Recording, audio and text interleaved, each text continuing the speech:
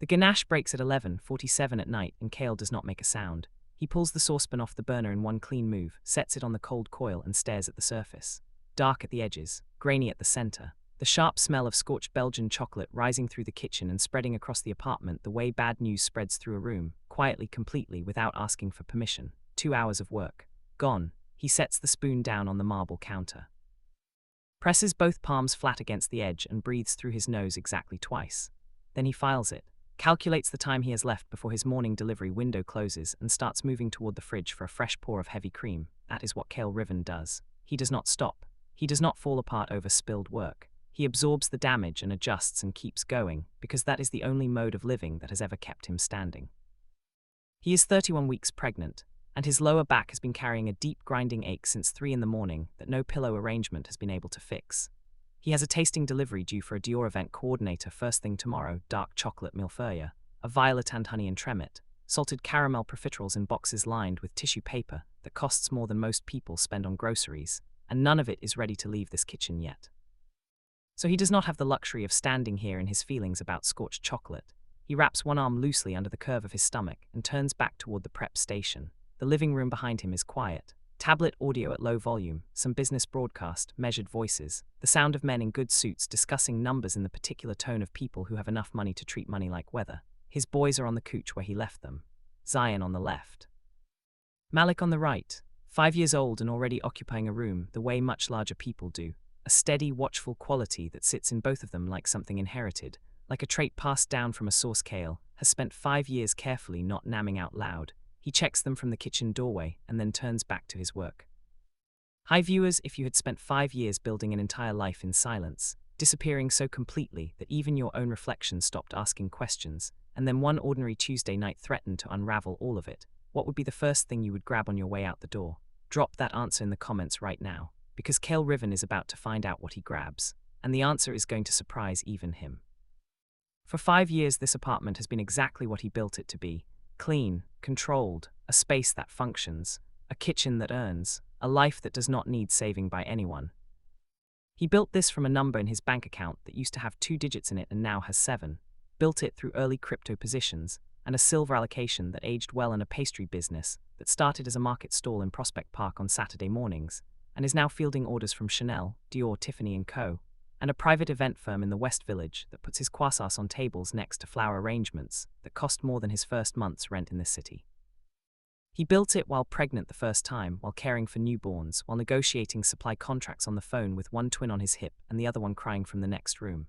Nobody handed him this, nobody co-signed it, nobody stood next to him in the early years and told him it was going to work, and he built it also in hiding, not the loud, panicked kind of hiding, not the kind that draws attention by how hard it is working to stay invisible. The quiet kind. The kind that looks exactly like an ordinary man running an ordinary business in Brooklyn, New York, because that is what ordinary men do. He changed his phone number twice. He deleted every social media account he had ever made before the age of 26. He never registered his business under his full legal name. He chose clients who valued discretion because they were spending their own significant money quietly. He made himself very small and very successful at the same time, which sounds like a contradiction but is actually a precise strategy. Because small enough means no one is looking for you, and successful enough means you never need to ask anyone for anything. The one thing he could not control was his boy's eyes. He is standing at the prep station with a fresh saucepan on the burner when Malik's voice comes from the living room. Not loud. Malik never gets loud when something is catching in his brain. He gets careful, exact, still in a way that is too old for a 5-year-old and has been since before he could properly form full sentences, a quality that does not come from Kael and has never come from Kael, and Kael has never once said out loud where it does come from. Papa, Kael keeps stirring. That man on the screen, a pause, precise, like a child choosing the right words the way an adult would. His eyes look the same as ours. The wooden spoon stops moving. Kael does not turn around yet. He stands at the stove and he makes himself take one full breath, measured and clean, because his body has already understood what his brain is still processing, and his body has gone very cold in a way that has nothing to do with the temperature in the kitchen. Then he turns. The tablet is propped between his sons on the throw pillow. The broadcast is still running.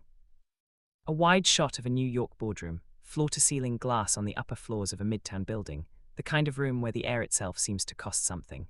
Men in dark suits around a long table. A financial anchor visible in the corner of the screen, still narrating market projections. And at the center of the frame, seated at the head of that table in a black suit cut so precisely it looks like it was built for this exact room, one wrist carrying a dark leather Hermes band, speaking in a voice that moves through a room the way gravity moves through a space, present everywhere, contested by nothing, Rick's cauldron. Kael's hand finds the doorframe and closes around it. He does not tell it to, because right there on that screen is the face that has not faded in 5 years. The jaw.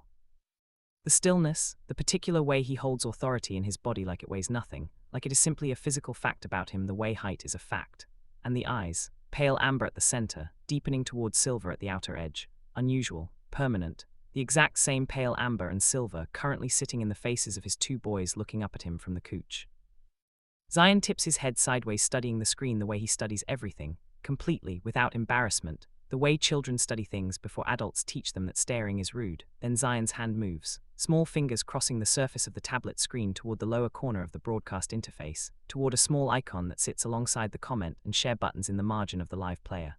Not a comment button, not the share function, a call button.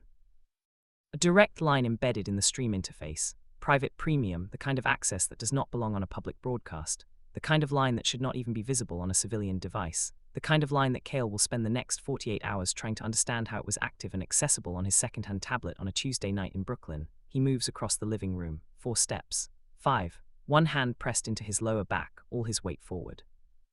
He is not fast enough, he is never fast enough when it matters. He knows this about himself. He knows it the way you know the things about yourself you have never said out loud. Zion presses the button, the screen shifts. The broadcast feed drops to a small inset window in the corner. The main display goes black for 1/2 second, then it connects. Kael stops moving, both boys look at the screen, and the call does not go to customer service. The first order Kael ever filled for real money came at 4 in the morning, not a gala order, not a Dior contact. A woman named Portia Givens, event planner, brownstone on Stuyvesant Avenue, commissioned through a private referral network he had gotten into by filling 2 free orders for a charity dinner in Fort Greene the previous winter. Portia had called at 11 at night asking if he could produce 60 units of a dark chocolate and praline petit four for a corporate breakfast. She had not mentioned to him until that moment. By 7 the following morning, he said yes. He stayed up all night. He delivered them in a borrowed insulated bag on the G train at 6:45 in the morning with Zion and Malik asleep in their double stroller beside him. 11 months old, completely unbothered by the hour, while he stood in the subway car in his clean apron and tried to look like a man who had this handled. He had this handled. Portia paid him $1,800 that afternoon. He went home, put the boys down, sat on the kitchen floor with his back against the cabinet, and let himself feel it for exactly 6 minutes.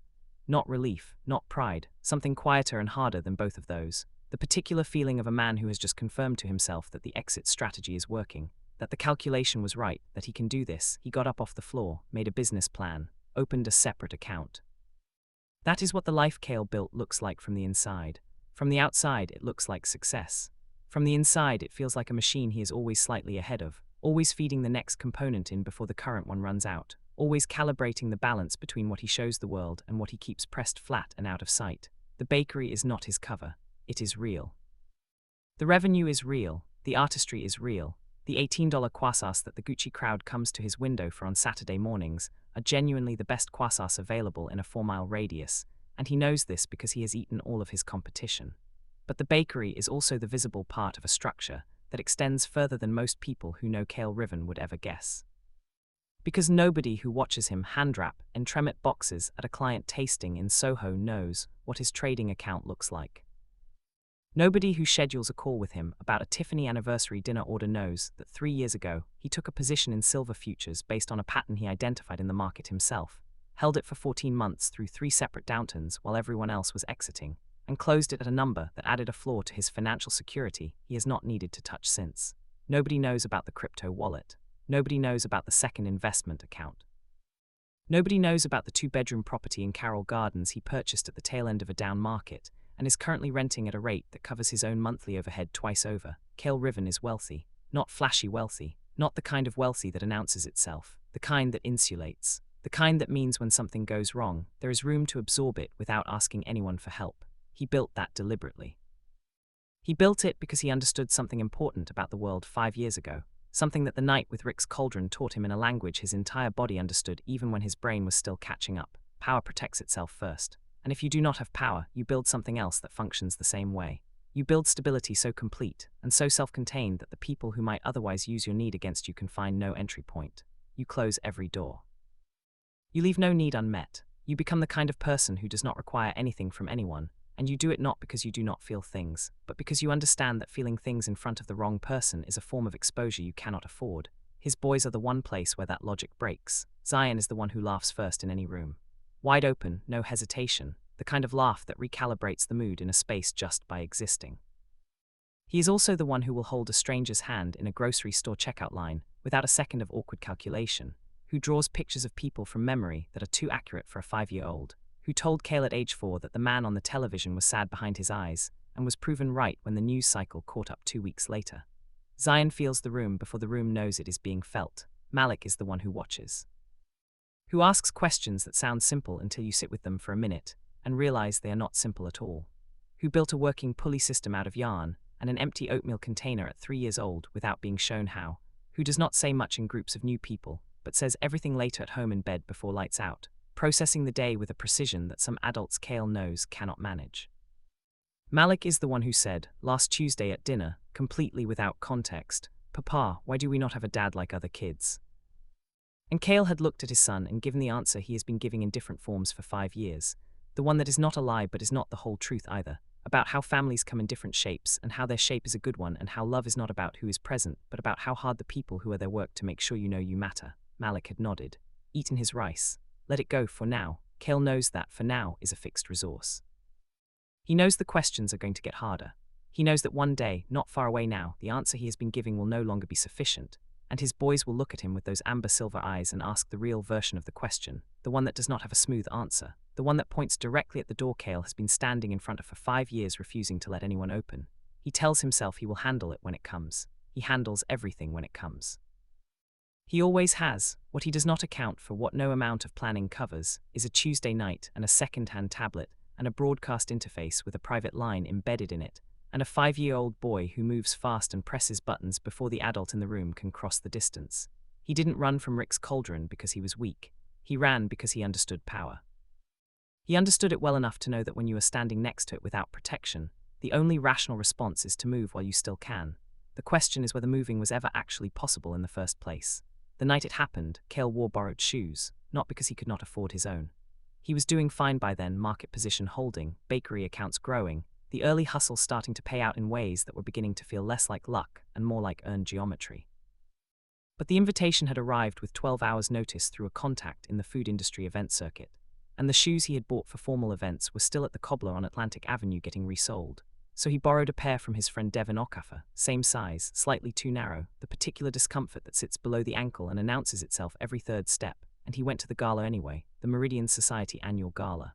Grand Hyatt, Midtown Manhattan.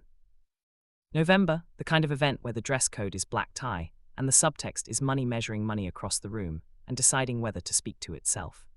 The kind of event Kael had no business attending except that the catering director for the Meridian had heard about his petty fours from Portia Givens, and a referral to this room was worth eating borrowed shoe discomfort for one night. He did not know Rick's cauldron would be there. He did not know who Rick's cauldron was. That is the part of the story people always find unbelievable when Kael turns it over in his mind, in the dark of his kitchen at night. That a man who controls shipping routes through 3 eastern seaboard ports and owns more commercial real estate than some municipalities can exist in a room and be completely unrecognizable to a person who does not operate in those financial circles. But that is exactly what happened. Kael walked into the Meridian Gala carrying his business cards and his borrowed shoe discomfort, and his very clear professional objective, and he moved through the room the way he always moved through rooms he was new to, quietly, observantly, cataloguing the space and the people in it with the same focus he brought to a new ingredient combination in the kitchen, measuring what was there before deciding what to do with it. He was standing at the window ledge on the north side of the ballroom with a glass of sparkling water and a small plate of appetizers he was evaluating professionally when the room shifted, not physically, not dramatically, just the particular way a room shifts when something with significant gravity enters it, a subtle realignment of attention, a collective tracking without eye contact, the way water in a bowl moves slightly when the table the bowl is sitting on accepts a new weight. Kael noticed it before he looked up. He looked up because the room told him to. Rick's cauldron walked in with 3 people behind him and no one in front of him, and crossed the ballroom without appearing to walk through it so much as let it arrange itself around him. He was not the tallest man in the room. He was not the loudest. He was not performing anything. He was simply there in a way that was completely different from the way everyone else in the room was there.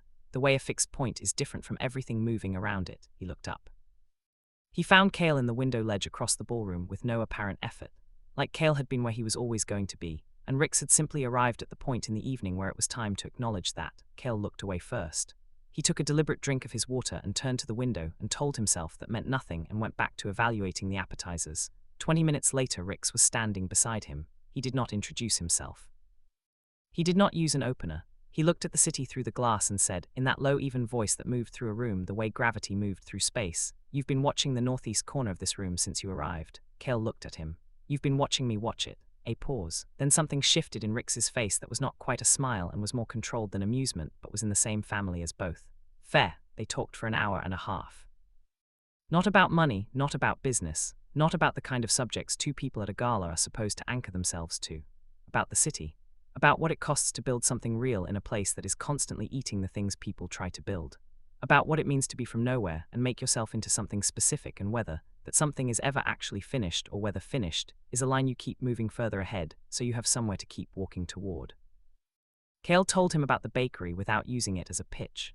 Rix told him something about his early years without framing it as a success story.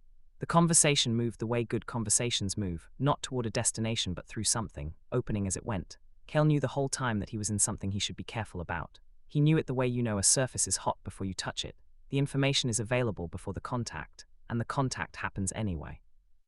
Because the other thing he knew, standing at that window in borrowed shoes with his water glass and his professional objective completely forgotten, was that he had not had a conversation like this in 2 years. The kind where the other person was actually present. The kind where being heard felt like a physical sensation rather than an obligation someone was performing at him. Rix walked him to a car. A black car, unmarked, waiting at the curb. Kael had not called one. He did not ask how it was there. He got in. And the space between the gala and the morning was something he has turned over in his memory many times in the past 5 years, with the specific, careful attention of a man examining a thing he both values and cannot afford to look at directly, the warmth of it, the weight of it, the particular quality of being wanted by someone that powerful without feeling consumed by it, which was not how he expected it to feel at all and which made it in the end. Harder to leave than anything cold would have been. He left before the city got light. He found his coat, found the door, moved through the corridor of whatever building it was in Manhattan, down through the lobby, out into the November cold, and stood on the sidewalk in borrowed shoes that had finally given his ankle a small blister, and breathed. And told himself he was fine. Told himself this was a single night, a sealed thing, a moment that would not compound. He had work in the morning. He had a life with a shape to it. He had objectives and a plan and a building business and a clear understanding of what stability required. He got on the subway. He went home to Brooklyn. He never called. He never looked for the number. He buried the whole thing in the part of himself where he keeps the things he cannot use. 6 weeks later, a test with 2 lines told him the night had not stayed sealed. Something had not left with him when he walked out that door. The pregnancy test sits on the edge of the bathroom sink for 4 minutes before Kael picks it up. He does not need more time to read it. He read it in the first 3 seconds. The 4 minutes are for something else, for the particular process of standing in a small bathroom in Brooklyn and performing the exact calculation that his life now requires him to perform. What this means, what it changes, what it costs to absorb it and keep moving. Whether keeping moving is still possible, and whether the answer to that question is something he decides or something he discovers. He picks it up, looks at it one more time, sets it in the trash, then he washes his hands and goes to make breakfast. This is not numbness. Kael wants to be precise about that, at least in his own mind, in the private account he keeps of who he is when no one is watching. It is not numbness, and it is not denial, and it is not the kind of functional performance that comes from not feeling anything. It is the opposite. It is feeling everything and understanding that the feeling does not change the situation, that the situation requires decisions rather than reactions, and that decisions made from a state of reaction rarely hold under pressure. He knows this. He has always known this. It is possibly the most exhausting thing about being himself. He makes eggs. He sits at the counter. He eats them, then he opens his laptop and begins restructuring his financial plan for a single parent of 1 additional child. That is what the next 8 months look like from the inside. Adjustments, recalibrations, a leaner business operation during the 3rd trimester, which means picking up the output in the 1st and 2nd. An investment in the silver position he has been watching for months. A small, precise entry point that his research has been pointing toward for long enough that it now feels overdue. A quiet expansion of his cryptocurrency holding, not aggressive, not speculative, the kind of measured addition that compounds slowly and requires patience, that most people do not have but that Kael has because patience is the thing he has the most of, because patience is what running from something teaches you faster than anything else. He does not look for Rick's cauldron. He makes one decision about that, and he makes it early, and he does not revisit it. A man who controls shipping routes through the New Jersey ports and owns logistics networks through Texas, and has a known presence in the silver and crypto markets. A man whose name, Kael discovers in exactly 1 hour of research one afternoon, exists in a category of power that people like Kael do not intersect with, should not have intersected with only because of a single event at a borrowed shoes gala on a November night that was not supposed to lead anywhere. That man does not need to know. The information would not go to him as news, it would go to him as leverage. It would go to him as a claim, a resource, a point of contact with Kael's life that Kael would then have no mechanism to close. He does not contact Rick's. He does not register a father on either birth certificate. He names his boys Zion Emery Riven and Malik Cassius Riven, and he brings them home to his Brooklyn apartment, and the bakery goes on hold for 11 weeks, and then comes back online, and the financial plan holds, and the silver position ages, and the years begin to compound the way good decisions do when you make enough of them in the same direction. He thinks sometimes in the particular quiet of early morning when the boys are still asleep, and the kitchen is his alone, and the city outside is not yet fully awake. He thinks about what Rick's cauldron's life looks like right now, not from longing. He is honest enough with himself to keep that distinction clean. He thinks about it the way you think about a weather system in a part of the country you used to live in, with a certain removed awareness, a recognition that it still exists, that it is still moving, that it has no idea you are watching its forecast from a distance. Rick's does not know Kael exists. Rick's does not know the November night produced anything beyond itself. Rick's is somewhere in a glass-walled boardroom in Manhattan, or a private terminal at Newark Liberty, or a car moving through Houston, doing the things powerful men do with the complete and total absence of awareness, that in a Brooklyn apartment a man he met once is raising 2 boys with his eyes. That is the plan. That is the structure. That is what safety looks like when you build it correctly and maintain it carefully and never let the details slip. He thinks it is enough. He thinks it is airtight. He is now pregnant again, new situation, different circumstances, no new variables that compromise the architecture of what he has built. And he has been pregnant before and he has managed before, and the financial position is significantly stronger now than it was the first time. He is older, more stable. More practiced in the exact art of absorbing a new complexity and redistributing the weight across the structure without letting the structure flex. He tells himself this on the night he starts the new ganache, while the twins are on the couch behind him, while the tablet is propped on the throw pillow, while the broadcast runs at low volume in the living room. He tells himself this: safety is not a feeling, it is a structure. You build it and you maintain it, and you do not let anyone close enough to test the foundation. And if you do that consistently and correctly, if you give no one the information that could be used to find you, if you leave no digital thread that leads back to where you actually are, if you keep yourself small and successful and invisible in exactly the right proportions, then no one can find the door. He believes this fully and completely and without reservation. On a Tuesday night in November, 5 years after he walked out of a Manhattan building in borrowed shoes at 4 a.m, and made a decision that he has maintained through 2 pregnancies and 7 years of disciplined silence, right up until the moment it stops being true, because safety is not real when the person you have been hiding from owns the system. And Kael is about to find that out in the most irreversible way a person can find anything out, not through warning, not through choice, not through the gradual erosion of a secret, but all at once in a single moment, in a way that leaves no version of before to go back to. The screen goes black for exactly 1 second, then it loads, and it is not the broadcast feed. It is not a filtered customer line. It is not any of the reasonable destinations a call button on a public livestream interface should connect to. It is a direct window, a clean, high-resolution, full-screen connection, opening onto a room that Kael recognizes before he has named why he recognizes it: dark walls, long table, glass on every side looking out over Midtown at night, the Manhattan skyline arranged behind the room like something that was always supposed to be there. The broadcast Kael had been watching a minute ago is now the small inset window in the bottom corner of this screen, the room reduced to a thumbnail. Because the screen is not showing a broadcast anymore, the screen is showing a live call, and it is connected. Kael stops walking in the middle of the living room floor. His hand is still reaching forward toward the couch, toward the tablet, toward the 3 feet of distance he did not cross fast enough. His whole body goes still in the particular way that bodies go still when the brain is processing something too large to absorb in a single step. The way everything pauses while the system catches up to what the eyes are already telling it on the screen. In that boardroom, everything has stopped. Not the way things stop when a meeting is interrupted. Not the polite recalibration of professionals adjusting to a new item on the agenda. The way things stop when a room full of powerful people suddenly and collectively understand that something is happening that none of them have the framework to categorize.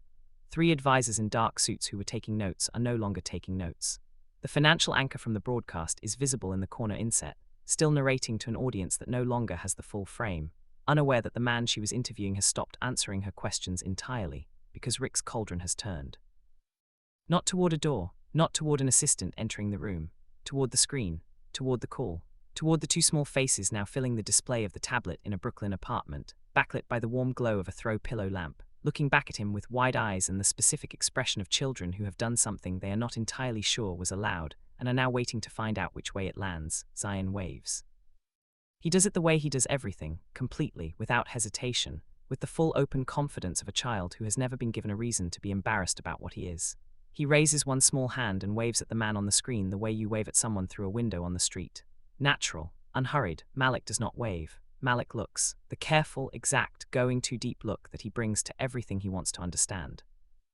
He looks at Rix the way he looked at the electrical outlet at age 2, before Kael had finished installing the childproof cover, with the complete attention of a person preparing to understand something before it has been explained.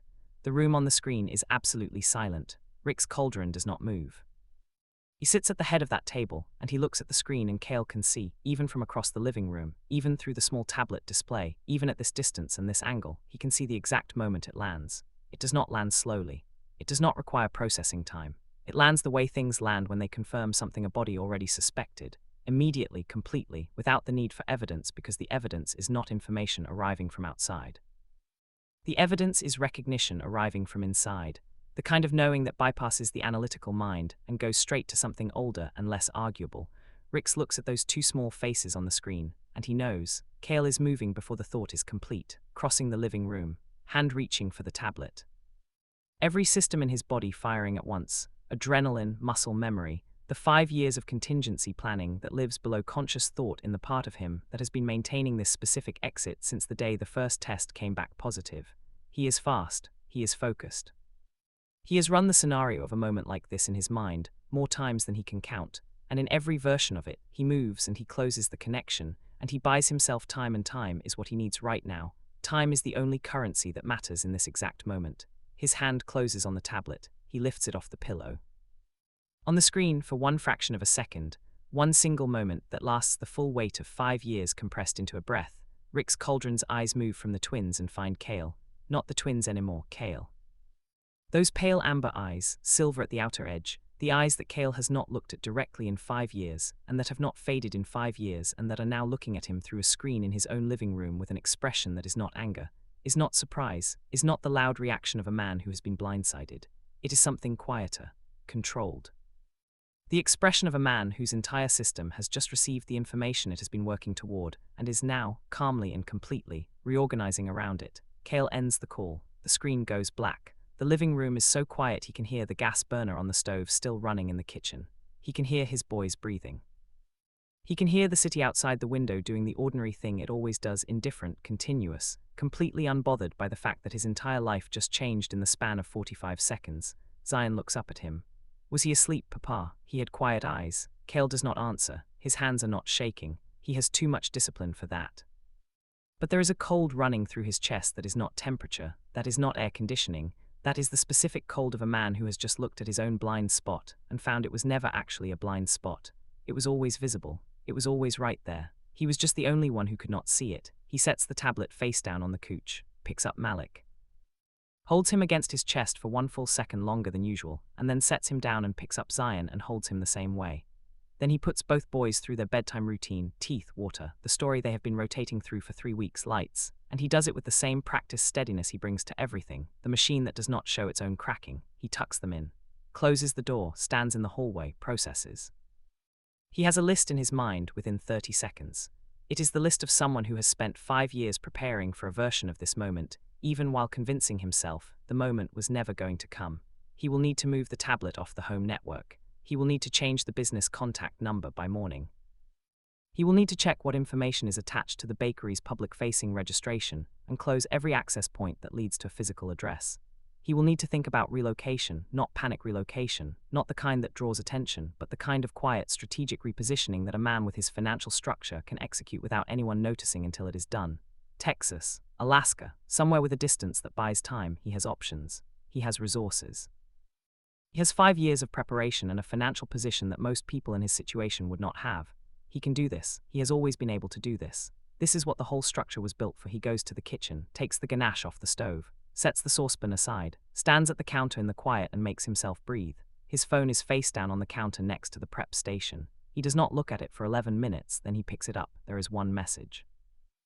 No name attached to the number, no introduction, no context. The kind of message that does not need any of those things because the person sending it operates in a world where the message itself is the full vocabulary of power, where the absence of elaboration is not a gap in communication but the communication itself.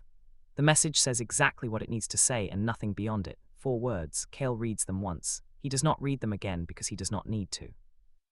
They are already in him. They are already the only thing in the room. He stands in his kitchen in Brooklyn at 11:59 at night, 31 weeks pregnant, both hands flat on the cold marble counter, and he understands with his whole body what those 4 words mean.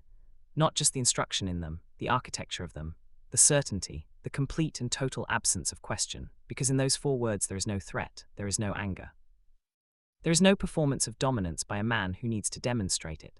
There is only the quiet, absolute authority of a man who has already decided, out of every number in existence. Out of every broadcast on every platform on every device in every city. 2 small boys pressed a button on a Tuesday night, and they called the one line that was never supposed to ring. The boardroom does not move for 11 seconds after the call ends. Not one person at that table reaches for a phone. Not one advisor leans toward another to whisper. Not one assistant moves toward the door to excuse themselves from whatever just happened on that screen. 11 seconds of complete, held stillness from a room full of people who are paid very well to maintain composure under pressure. And not one of them can locate their composure right now, because not one of them has the vocabulary for what they just watched their employer experience. Rick's cauldron has not moved from his chair. He is sitting exactly where he was sitting before the call connected, back straight, one hand flat on the table surface, the other resting at the edge with the Hermes leather band catching the low boardroom light, and he looks exactly the way he looked 30 seconds ago, except that everything about him is different now. Not visibly different. Not in a way that anyone in this room could point to and describe in clear language if asked. But the people in this room have worked for Rick's long enough to know the difference between stillness as a default state and stillness as a pressure system. They know what it looks like when he is doing nothing, and they know what it looks like when he is doing nothing, because doing nothing is the most controlled response available to him, and right now, in this room at this table, what is happening is the second one. He looks at the screen where 2 small faces were visible 4 seconds ago. Green is black now, call ended, feed closed. The broadcast has resumed in full frame, the financial anchor continuing her segment with the complete obliviousness of someone who does not know her interview subject is no longer in the same conversation he was in 60 seconds ago. The room is back to the broadcast. The broadcast is back to normal. Everything on the surface has returned to its original arrangement. Nothing underneath the surface has. Rick stands, the room adjusts, not loudly. The particular quiet adjustment of a space rearranging itself around a shift in the weight it is carrying, chairs angling slightly, attention redirecting. The whole room tracking him without appearing to track him, because that is the only way to watch a man like Rick's cauldron, without him noticing, and no one in this room wants him to notice them right now. His lead advisor, a man named Corvin Steele who has worked alongside Rick's for 9 years, and has developed in that time a very specific competence for reading the room when the room is Rick's internal state. Corvin opens his mouth, closes it, and decides against whatever he was about to say. Good instinct. Rick's walks to the window. Midtown at night laid out below him, the grid of it, the scale of it, the particular quality of Manhattan after dark when it becomes less a city and more a system. All the pieces of it running their individual functions inside a structure, so vast that no single person can hold all of it in their mind at once. He has stood at windows like this one more times than he can count and looked at the city the way a person looks at something they are responsible for but do not own, and it has never looked the way it looks right now. What just happened on that screen was not a business interruption. He knows what he saw. He does not need time to process it, and he does not need a second opinion, and he does not need DNA, which is something his legal team is going to suggest within the next 24 hours, and which he is going to acknowledge with the appropriate professional gravity, and underneath that acknowledgement hold the private, absolute certainty of a man who does not require the test because the test is not the knowing. The knowing already happened. It happened in the first 2 seconds of that call when 2 small faces filled the screen, and something in his chest registered a frequency he has never felt before in his life.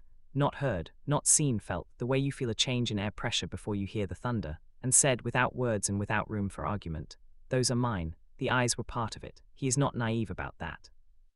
His eyes in those faces, unmistakable, the particular pale amber going to silver at the edge that his own mother used to say skipped generations, and then doubled down, looking back at him from a tablet screen in a location he has not identified yet. The eyes were the confirmation, but the recognition came before the eyes. The recognition came the moment the call connected, before he could even fully see the screen, in the room frequency change that his body processed before his vision could. "Ends from the window. Clear the room," he says. His voice is exactly the same as it always is. Low, even, the same weight it carries in every room it enters. Not louder than usual, not harder than usual. The room empties in 40 seconds because it has learned over years that the quieter this voice gets, the faster the room should move. Corvin is the last one to the door. Corvin, one word. Corvin stops, does not turn around. The broadcast feed from tonight, the live stream interface. "I need the origin data on the device that connected to the private line." A pause. Then, "Yes, sir, tonight." Door closes. Rick stands alone in the boardroom with the Manhattan skyline behind him and the empty table in front of him, and the full weight of what just shifted pressing into the room the way where the presses into a space before it breaks. He has built entire logistics networks from zero. He has navigated federal investigations and hostile acquisitions, and the particular kind of pressure that belongs to powerful men who decided he was accessible enough to test. He has never, in all of it, felt the thing that is currently moving through him, not fear, not anger, the specific feeling of a missing piece arriving. The specific, quiet devastation of understanding that something was taken from you before you knew it existed to be taken, and that somewhere in a city that is right now running its ordinary Tuesday night, two small boys with his eyes and his blood are sleeping in a bed he does not know the location of yet. Yet he did not need DNA. He already knew. The question that arrives next is not whether. It is never whether. The question is where and who taught them to call. The message leaves Rick's phone at 12:14 in the morning. He does not draft it. He does not reconsider the wording. He does not pass it through his legal team, or his communications advisor, or any of the people he employs specifically to place a deliberate layer between his intentions and their execution when the situation calls for it. He types it himself directly from the private line, the same private line that received the call 45 minutes ago, the same number that has existed in a sealed digital compartment for years, accessible to exactly 4 people in the world, 3 of whom are inside his organization, and one of whom is now somewhere in Brooklyn, holding a tablet with his number still in its call history. 4 words, he sends it.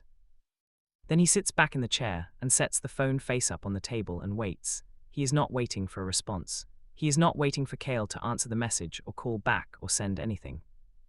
He is waiting because what he has just sent requires a certain kind of time to land, not the time of delivery, which is instantaneous, but the time of understanding, which is different, which moves at the pace of a person reading 4 words and feeling the full weight of what they mean pressed down through every layer of the life they have built on top of the assumption that this moment was never coming.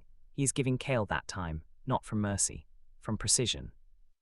From the understanding, developed over years of operating in rooms where power negotiates with itself, that the most effective dominance is never the kind that announces itself at volume, the kind that arrives quietly, that gives the other person exactly enough time to understand the full scope of the situation, and then waits. The waiting is not passive. The waiting is the active part.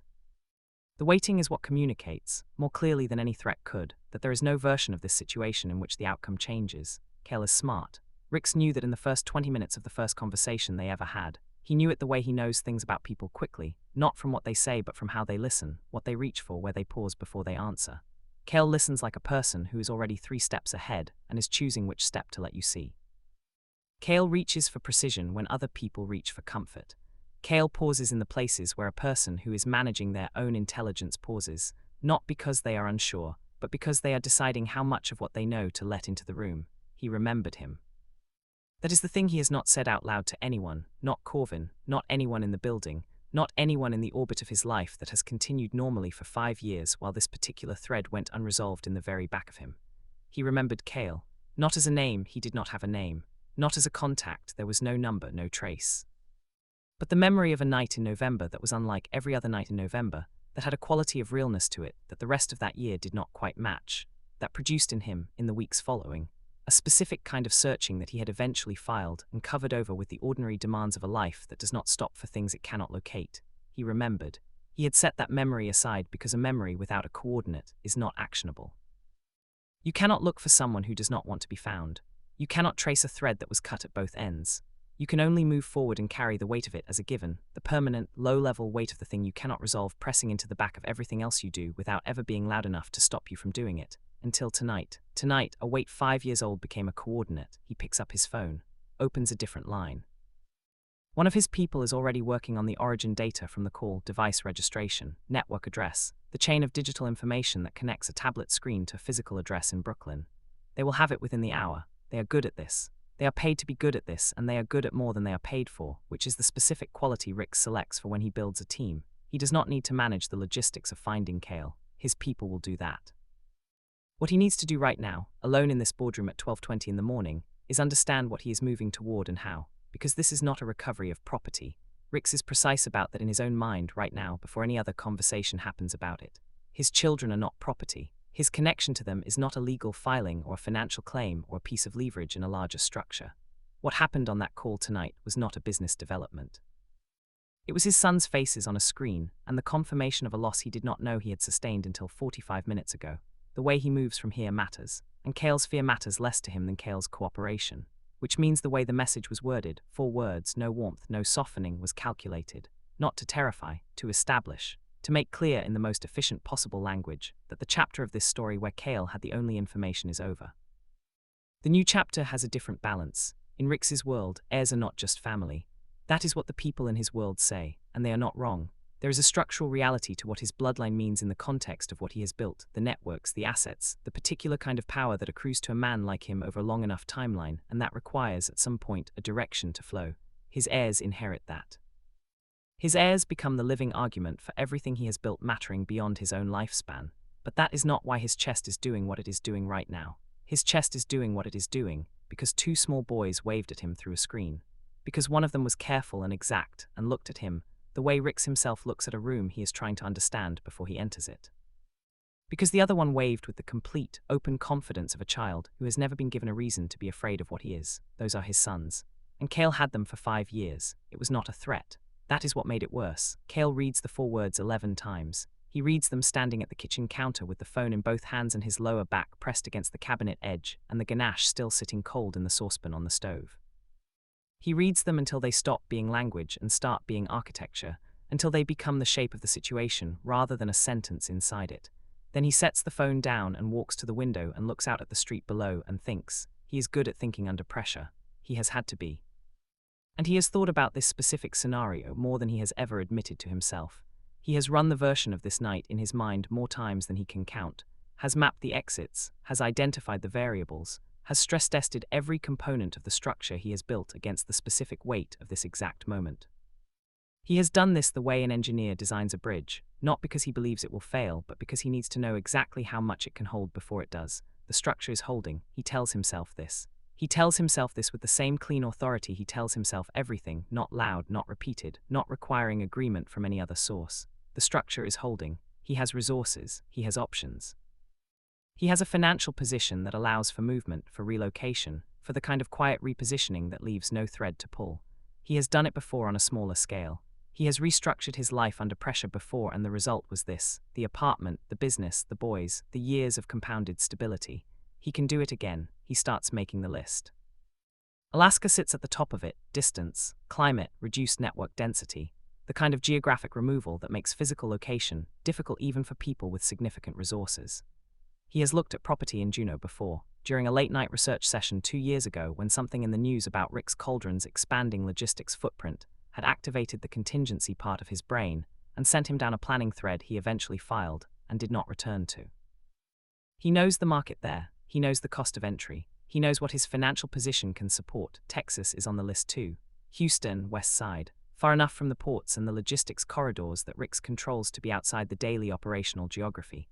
A property under business entity name rather than a personal name. A new account for the bakery operation under subsidiary. Not impossible. Not even particularly difficult for someone with Kael's organizational capability and financial literacy.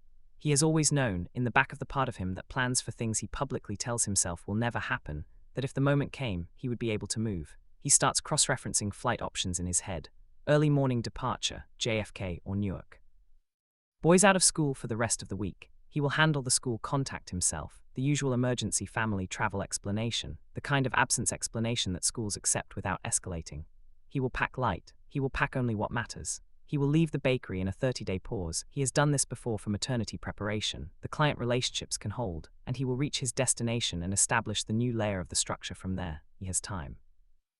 That is what he tells himself standing at the window. He has 3 hours until a reasonable departure window. He has the resources to execute. He has the plan.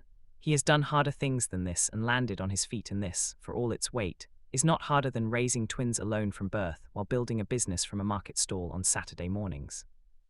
He has survived things that would have stopped other people entirely, and the common thread through all of it is this. He plans, he moves. He does not wait for the situation to close around him. He is not waiting. He pushes off the window and goes to the bedroom. Pulls the carry-on from the top shelf of the closet, the one he keeps packed with the basics, always, because being someone who is prepared to leave at any time is a habit he formed early and has never broken. He sets it on the bed and opens the top to check the contents. Documents, backup cards, the emergency account information on a folded paper he replaces every 6 months, the boys' passports that he had processed 2 years ago on instinct and told himself were for travel purposes, the small folded envelope of cash in 3 denominations. All there, all exactly where he put them. The machine works. He goes to the boys' room and gets their bag from under Malik's bed, same setup, kid-sized, the overnight bag that is always ready, always current. He stands in the doorway for a moment and looks at them sleeping. Zion flat on his back with one arm thrown out. Malik curled on his side with both hands tucked under his chin, the exact sleeping position of a person who even unconsciously is keeping something close and protected. He thinks of the 4 words on his phone. He thinks of Rix's face on that screen, not the face of the broadcast, not the polished, boardroom-framed authority of a man performing power for an audience. The face in the second before Kael ended the call. The face after the recognition landed. The still, controlled, unmistakable expression of a man who has just understood something and is already, very quietly, deciding what to do with it. Kael pulls the boy's bag strap over his shoulder. He goes back to the kitchen, picks up his phone. Checks the time, checks the flight options he has already been mapping in his head. 2 seats available on the 5:45 to Seattle with a connection that puts him in Juneau by mid-afternoon. That works. That is enough distance to create the gap he needs to think, to plan the next layer, to get the boys settled and the structure relocated before anything can close around him. He thinks he has time. He books the tickets. He sets the phone on the counter and starts moving through the apartment with the practiced efficiency of a man who has done this in his mind so many times that the physical execution of it feels less like action and more like muscle memory catching up to a decision that was always made.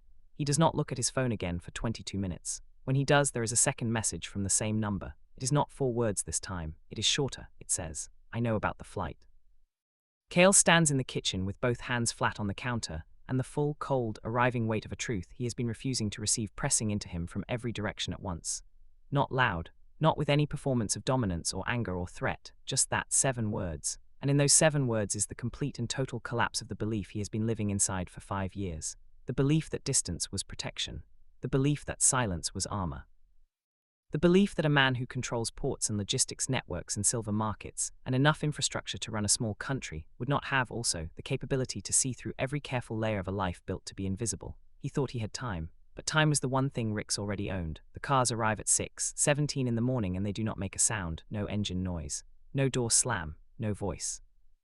Kael is standing at the kitchen window with his carry-on by the front door and the boy's bag on top of it, and both sons asleep in their room with their coats already on, because he was going to wake them in 8 minutes for the car he called 40 minutes ago. The car that is now not coming because when he opened his rideshare app 3 minutes ago the booking had been quietly, cleanly, without explanation, cancelled. He did not call a new one. He knew. He is standing at the kitchen window drinking water he is not tasting when the first black Tesla SUV rolls to a stop in front of his building. Matte black, no plates that mean anything to a civilian eye. Then a second one. Then a third, parking at the far end of the block with the particular precision of vehicles that have been deployed rather than driven, arranged rather than parked, covering the geometry of the street with a thoroughness that leaves no version of the front exit unaccounted for.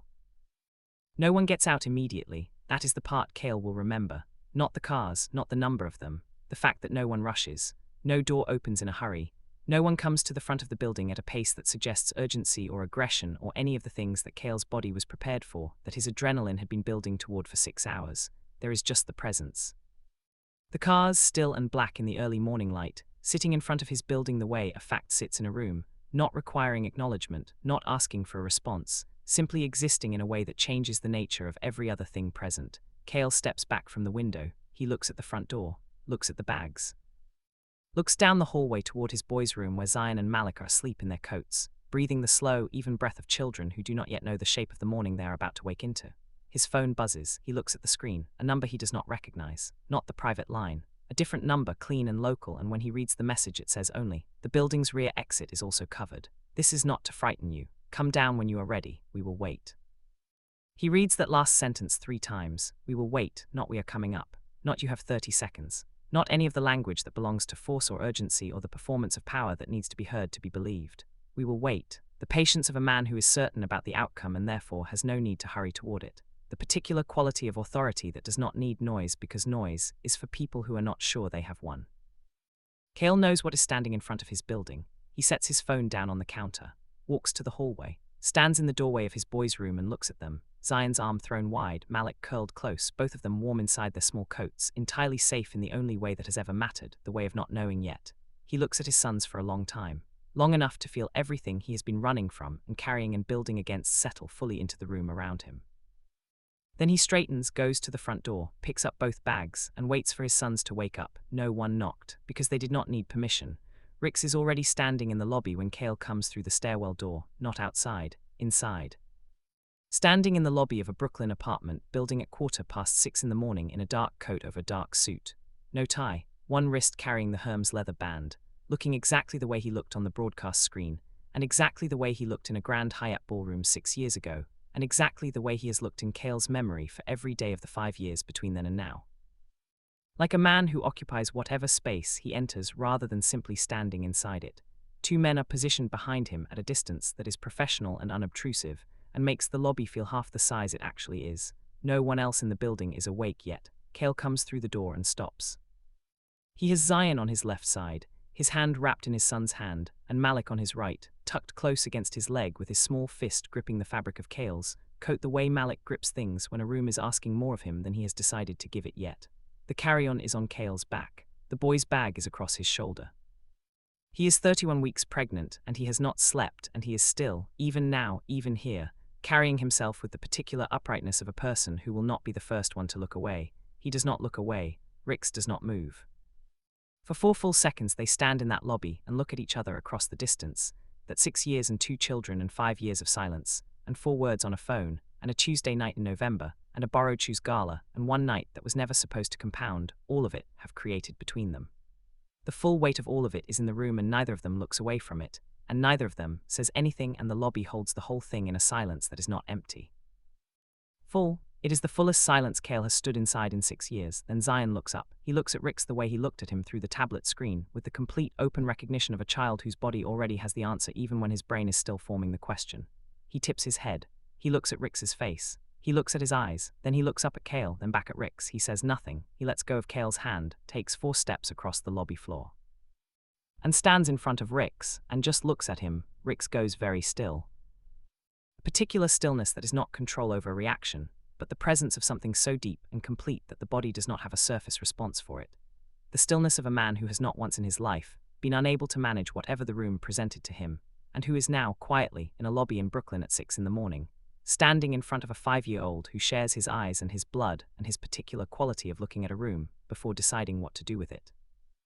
And cannot find the management. He crouches down, one knee on the lobby floor, the dark coat spreading out around him, eye level with Zion, and up close at this distance the match is not something you analyze. It is something you see, the same jaw, the same eyes, the same quality of complete presence that the people in Rix's boardroom have spent years trying to describe in language that never quite covers it. Zion studies him, then says in the careful exact voice that Kael has heard his whole life and never once been able to trace back to its source without following the thread all the way to this lobby, this morning, this man. Are you the one who's been looking for us? Rix looks at his son. 3 seconds then. Yes. Behind Zion, Malik has crossed the floor too, standing at his brother's shoulder, not reaching out, not closing the distance further. Just present in the way that Malik is always present, watchful, measuring, waiting to understand before committing. He looks at Rix for a long time with those going too deep 5-year-old eyes, then he looks back at Kael. And Kael is standing at the stairwell door with one hand on the frame, and 31 weeks of pregnancy, and 5 years of wait, and the full precise cost of every decision he has ever made pressing into him from every direction. And his boys are crossing the floor of his Brooklyn lobby toward a man they have never met, and they are doing it without fear, and they are doing it because their bodies told them to, the same way bodies always know the things they were made to know before anyone teaches them anything. He watches his sons. He does not move. Rix rises from the crouch. He does not look at Kael with anger. He does not look at Kael with the loud, performed authority of a man who needs the room to understand he has won. He looks at Kael with something that has more weight than anger and more permanence than victory. The look of a man standing at the end of a 5-year distance and understanding the full shape of what that distance cost. Both of them. I'm not here to take them from you, Rick says. His voice is exactly the same. Low, even, the gravity of it filling the lobby without needing the volume. I'm here because they're mine too, and because you have always known that this was the only way this ever ended. Kael looks at him across the lobby. He looks at his boys standing between them, those silver-amber eyes going back and forth, Zion already curious and Malik already thinking, and both of them already in the process of building a new understanding of their own shape in the world. He looks at the man who could have used power and used presence instead. He looks at the life he built, the ganache and the croissants and the Carroll Gardens property and the silver position and the bakery boxes and the sleepless nights and the borrowed shoes memory and the 6-year wait of a single November night, and what it cost him to carry it as far as he carried it. He breathes. Going to have to earn it, Kael says, steady, clean, not soft and not hard. The voice of a man who has survived everything he has survived, and is still, even now, the one making the terms. Rix looks at him for one long moment, and for the first time since the night they met in a grand Hyatt ballroom when the room rearranged itself around his arrival, Rick's cauldron almost smiles. The life Kael built to survive being forgotten was the same life that proved he was never replaceable. And if this story hit something real in you, if you felt every second of what Kael carried, and what it costs to build a life on silence and survive it, then subscribe to this channel right now and turn on your notifications so you do not miss a single story that is coming. Every story on this channel is built for people who understand that strength is not the absence of fear. It is what you build while you are afraid. Share this story with someone who needs to hear it today. Drop your thoughts in the comments below and tell us what you felt in that lobby, because your words inspire more people than you know. We will see you in the next one.